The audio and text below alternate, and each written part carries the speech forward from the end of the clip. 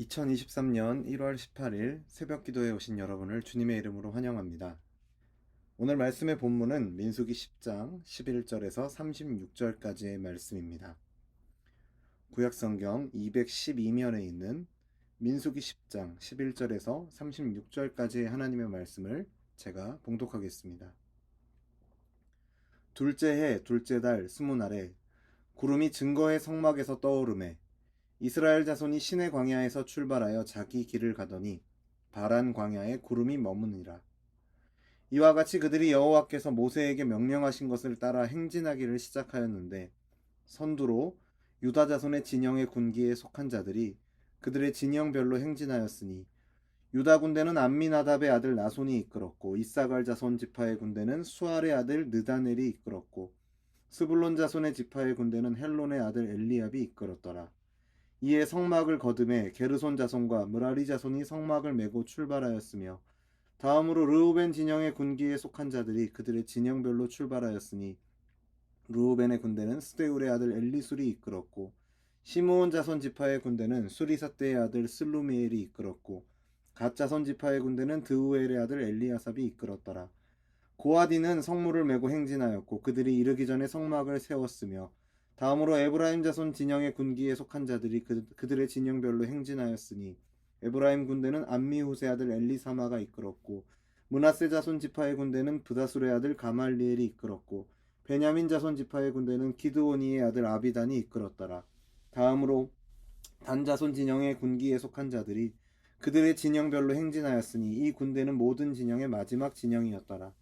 단 군대는 암미사떼의 아들 아이에셀이 이끌었고 아셀 자손 지파의 군대는 오그란의 아들 바기엘이 이끌었고 납달리 자손 지파의 군대는 에난의 아들 아히라가 이끌었더라. 이스라엘 자손이 행진할 때에 이와 같이 그들의 군대를 따라 나아갔더라. 모세가 모세의 장인 미디안 사람 르우엘의 아들 호밥에게 이르되 여호와께서 주마하신 곳으로 우리가 행진하나니 우리와 동행하자. 그리하면 선대하리라. 여호와께서 이스라엘에게 복을 내리리라 하셨느니라. 호밥이 그에게 이르되 나는 가지 아니하고 내 고향 내 친족에게로 가리라. 모세가 이르되 청하건대 우리를 떠나지 마소서. 당신은 우리가 광야에서 어떻게 진칠지를 아나니 우리의 눈이 되리이다. 우리와 동행하면 여호와께서 우리에게 복을 내리시는 대로 우리도 당신에게 행하리이다. 그들이 여호와의 산에서 떠나 3일 길을 갈 때에 여호와의 언약궤가 그 3일 길 앞서가며 그들의 쉴 곳을 찾았고 그들이 진영을 떠날 때에 낮에는 여호와의 구름이 그 위에 덮였었더라.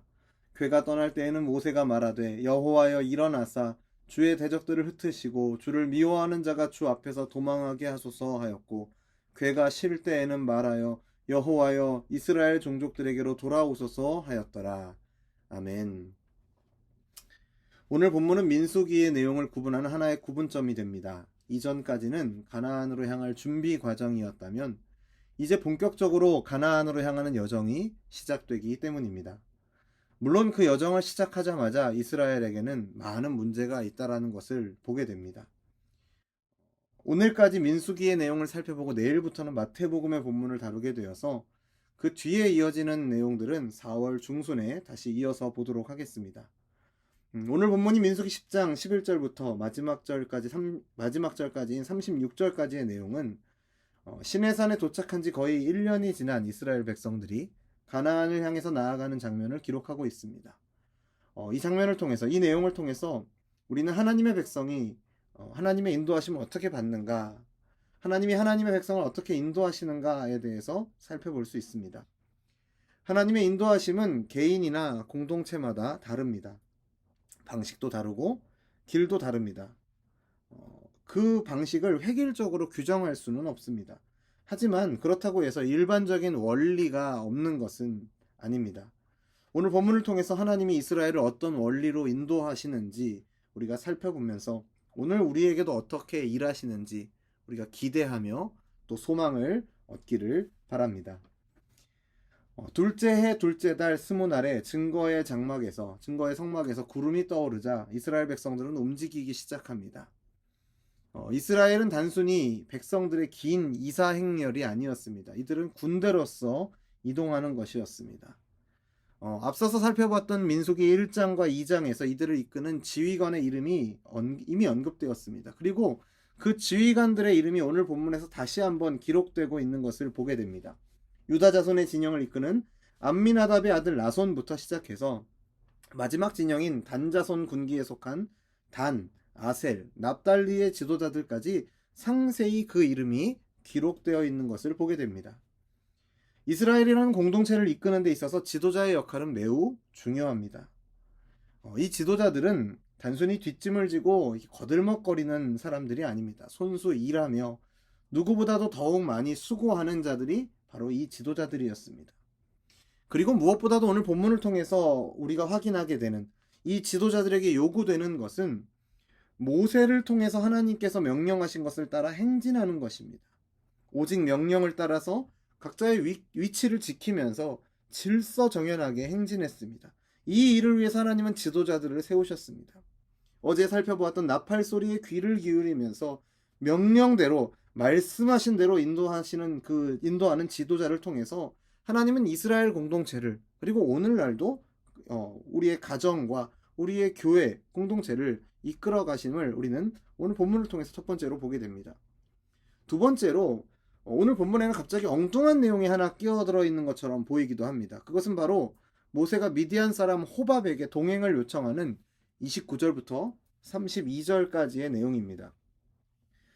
모세의 장인으로 표현되는 이름이 호밥 외에도 르우엘과 이드로가 있습니다. 그래서 해석이 좀 분분합니다만 오늘은 그 부분에 초점을 맞출 것이 아니라 모세가 미디안 사람 호밥에게 광야길에 동행해달라고 도움을 요청하는 것 자체에, 이 사건 자체에 주목하고자 합니다.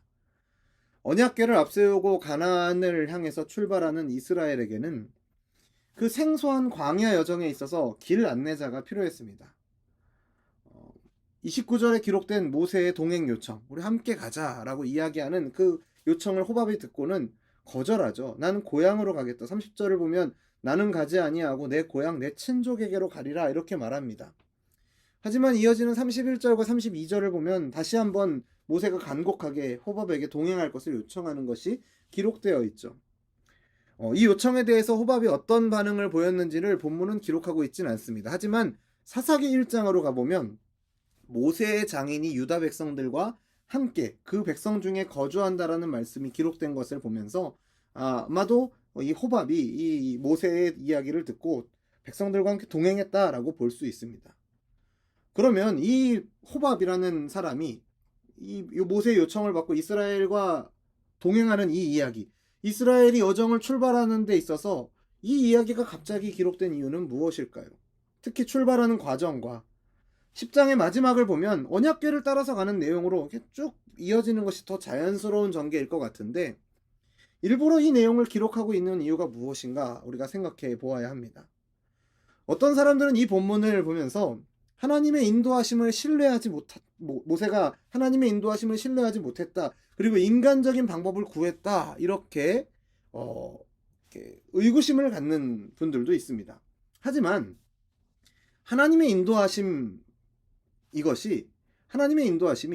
인간적으로 최선의 노력을 기울이는 것과 모순되는 것이 아니라는 것을 우리는 반드시 기억해야 됩니다. 하나님은 구름과 불과 같은 초자연적인 방법을 통해서 백성들을 인도하시지만 때로는 호밥과 같은 어떤 사람들을 통해서 그 백성들의 길을 인도하신다는 것을 우리는 기억해야 합니다. 특히 오늘날을 살아가는 우리는 어떻습니까? 하나님은 지금 우리의 시대에는 구름과 불과 같은 방법으로 인도하시기보다는 오히려 호밥과 같은 이러한 사람들을 통해서 여러 방법과 환경들을 통해서 우리를 인도하신다는 것을 우리는 더 잘 알고 있을 것입니다. 그렇기 때문에 오늘날을 살아가는 현대 기독교인들은 바로 이 모습, 이 모세가 호밥을 통해서 동행을 요청하고 도움을 구하는 이 노력의 장면을 우리는 잘 기억해야 할 것입니다. 그리고 더 나아가서 오늘 본문의 마지막 부분에는 이스라엘 공동체보다 앞서 가시는 하나님, 그리고 함께 하시는 하나님을 보여주는 것으로 10장을 마무리하고 있습니다. 이스라엘 자손들은 여호와의 산을 떠났습니다. 하지만 여전히 법궤를 따르고 있죠. 언약궤를 따르고 있습니다. 언약궤가 3일 길을 앞서가며 쉴 곳을 찾았고 낮에는 여호와의 구름이 그들 위를 덮어 보호하셨다. 성경은 기록하고 있습니다. 여기서 3일 길이라는 표현은 어느 정도 충분한 거리를 떨어져 있다라는 뜻입니다. 그 거리보다 우리가 이 부분에서 더 주목할 표현은 무엇입니까? 그것은 그들을 인도하여, 이스라엘을 인도하여서 길을 가고 쉴 곳을 찾는 주체를 언약궤로 표현하고 있다는 겁니다. 언약궤를 인격적인 주체로 기록하면서, 그렇게까지 기록하면서 민수기의 저자인 모세가 말하고자 하는 것이 무엇입니까? 결국 그들을 인도하시는 하나님의 인도하심을 강조하고 있는 것입니다. 광야길을 걸어갈 때 언약궤가 앞장섰고 그 위에 여호와의 임재를 상징하는 구름이 덮여 있었습니다. 이렇게 법궤와 언약궤와 구름 기둥은 이스라엘 백성들에게는 가시적으로 하나님의 함께하심을 확인시켜주는 것이었죠. 오늘 본문을 보면 하나님의 인도하심이 세 가지 방법으로 나타납니다. 하나는 지도자를 통해서, 또한 또 다른 인간적인 도움이나 어떤 상황과 환경을 통해서, 사람을 통해서 도우시는 걸 보게 됩니다. 이렇게 다양한 방법으로 그의 백성을 인도하시는 하나님, 하지만 궁극적으로 하나님께서 그의 백성을 인도하시는 방법은 그들과 함께 하시며 그들보다 앞서 가시면서 하나님께서 인도하시는 것을 오늘 본문은 우리에게 보여줍니다. 이것을 통해서 결국 우리는 무엇을 보게 됩니까? 하나님의 백성의 참된 인도자는 오직 하나님뿐이다라는 것을 오늘 본문을 통해서 우리가 다시 한번 확인하게 되는 것입니다. 하나님의 인도하심 없이 광야의 험난한 길을 통과하는 것은 어렵습니다. 지도자들은 정탐꾼을 보내서 상황을 파악하고 매번 모여서 의견을 나누고 갈 길을 결정했을 것입니다. 거기에는 호밥이라는 사람의 조언도 큰 도움이 되었을 것입니다. 하지만 무엇보다도 중요했던 것은 그들의 인도자 되시는 하나님의 도우심이었습니다. 그래서 본문 마지막에서 모세는 하나님의 도우심을 구하는 기도를 드립니다.